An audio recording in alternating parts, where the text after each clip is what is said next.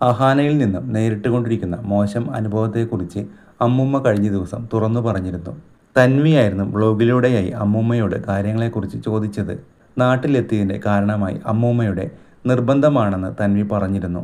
അപ്പൂപ്പൻ പോയതോടെ ഒറ്റപ്പെട്ടുവെന്നും വിളിക്കാനോ കാണാൻ വരാനോ പോലും ആരുമില്ലെന്നായിരുന്നു അമ്മൂമ്മ തന്വിയോട് പറഞ്ഞത്.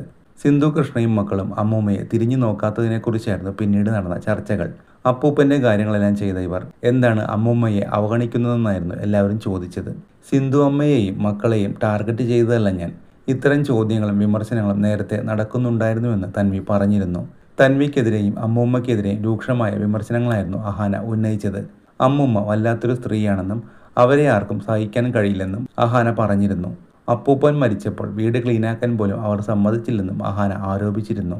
ഹോം നേഴ്സായും ജോലിക്കാരിയായി വന്നവരുമെല്ലാം അവർ വഴക്കുണ്ടാക്കി ഓടിച്ചു വിടുകയായിരുന്നു.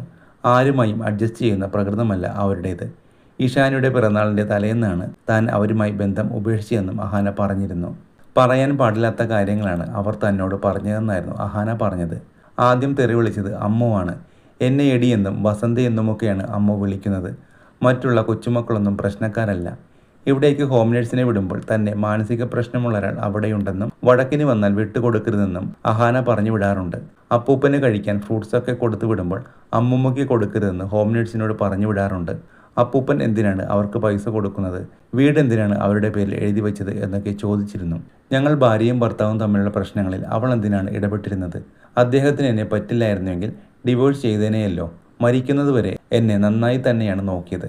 കയറി കിടക്കാൻ നല്ലൊരു വീടും വെച്ച് തന്നിട്ടാണ് അദ്ദേഹം പോയത്.